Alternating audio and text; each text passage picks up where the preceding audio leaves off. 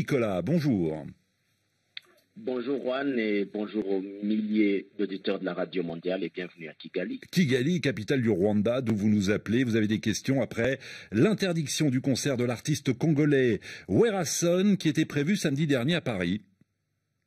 Exactement. Alors, pour interdire ce concert, la préfecture de police de Paris avait affirmé que l'artiste est proche du régime de Kinshasa, ce qui leur avait fait craindre donc des troubles avec des spectateurs opposants au régime. Et donc, du coup, j'aimerais savoir sur quelles informations s'est basée la préfecture pour craindre des débordements à ce concert. Oui, en tout cas, samedi, lors d'une conférence de presse à Kinshasa, l'artiste a fait part de sa colère. Il a dénoncé, je le cite, un sabotage des autorités françaises. Bonjour Charlotte Cosset. Bonjour Juan. Merci d'être avec nous. Vous êtes journaliste au service Afrique des RFI. D'abord, que dit l'arrêté de la préfecture de Paris? Alors, cet arrêté dit que l'artiste Werason est considéré comme proche de l'ancien président congolais Joseph Kabila et son successeur, l'actuel président Félix Tshisekedi. Le préfet évoque un contexte particulièrement tendu et violent entre partisans et opposants. Ce concert suscite une mobilisation croissante chez les opposants radicaux congolais de la diaspora, installés à la fois en France et dans les pays voisins européens, poursuit-il.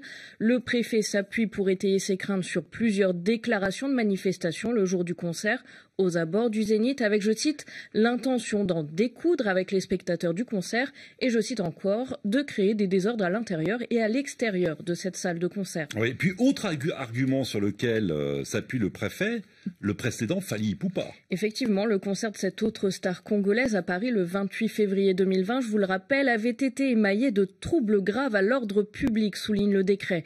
Alors il fait le détail, 44 véhicules particuliers, 132 roues et 4 utilitaires avaient été dégradés par incendie et 60 personnes interpellées, détaille le préfet, et d'assurer que les groupes radicaux ayant créé ces troubles sont les mêmes dans le cas de Werason. Le préfet conclut donc à un risque sérieux de troubles graves à l'ordre public et d'atteinte à la sécurité des spectateurs et qu'il convient donc de prévenir par des mesures adaptées. Et donc d'annuler ce concert prévu samedi dernier au Zénith de Paris. Vous avez une autre question, Nicolas? Oui, effectivement, Juan, j'ai une autre question. Alors, sachant que d'autres artistes congolais comme Ferregola et Koffi Olomide vont se produire respectivement le 7 novembre au Casino de Paris pour Ferregola et le 27 novembre à Paris, la Défense Arena pour Koffi Olomide, doit-on craindre là aussi l'annulation de leur concert, Juan? Alors, Charlotte Cosset. Nicolas, c'est un petit peu difficile de le prédire, mais c'est en tout cas ce que craint Bertrand Torpedo, par exemple. Il est l'organisateur du concert de Werason à Paris et de manière plus générale, il produit à Paris des spectacles d'artistes africains.